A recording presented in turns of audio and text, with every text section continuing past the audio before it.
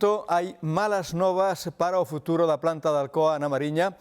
Xosé Manuel Maseda, é complicado explicalo, pero vamos a intentalo. Por qué? Sí, porque onte se celebrou a chamada subasta de interrumpibilidade na que se mercan os kilovatios necesarios para que as empresas electrointensivas dispoñan de enerxía eléctrica a prezos competitivos e os resultados non podían ser peores.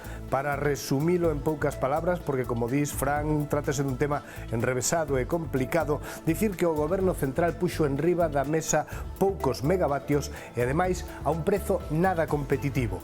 Para os expertos isto supón un tremendo revés para empresas como Ferroatlántica ou Alcoa. Moitos din que con estes custes da enerxía a produción de aluminio primario en España é absolutamente inviable.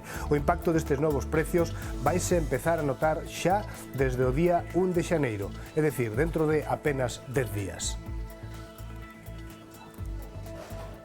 Gracias, José Manuel. Queremos saber como recibiron esta noticia os traballadores da Factoría da Mariña. Xa temos en Lugo a José Antonio Zan, que é o presidente do Comité de Empresa de Alcoa San Cibrao. Señor Zan, que tal? Bos días. Bos días. Cunha perda estimada do 90% nos ingresos da Alcoa, pois a cousa é inviable e así o manifesta tamén a propia empresa, non? El problema que tenemos es bastante grave, ya lo advertimos el día 3 de diciembre cuando salió en el Boletín Oficial del Estado la nueva puja de la subasta de interrumpibilidad. Ya decíamos que era una auténtica salvajada industrial.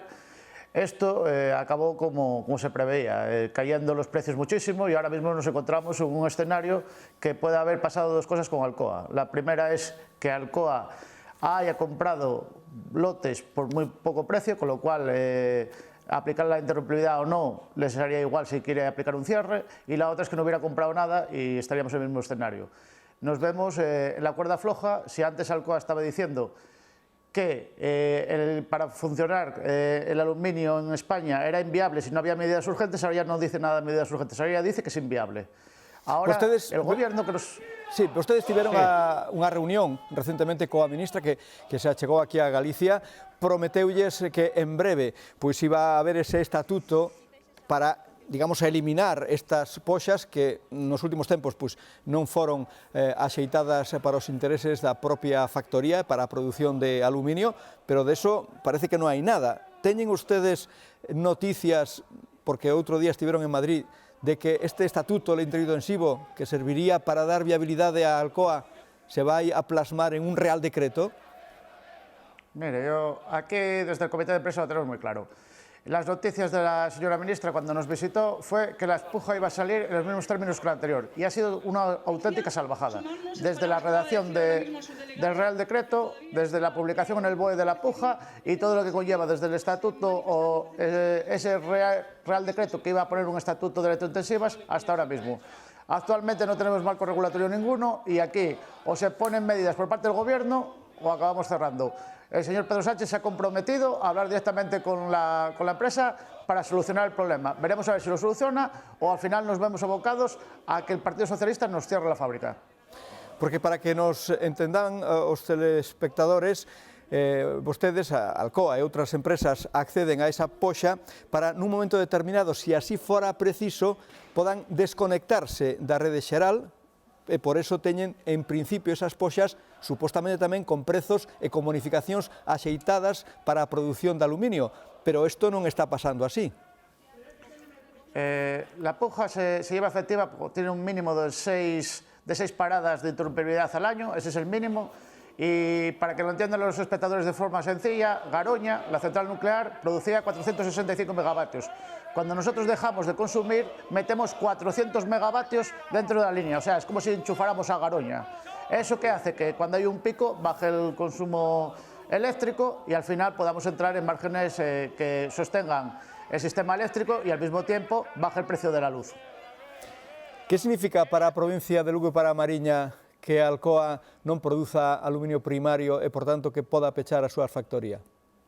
Bueno, pues es un tercio de la provincia de Lugo, la Mariña volvería en 1976 y realmente lo que están haciendo por parte del gobierno es una responsabilidad total.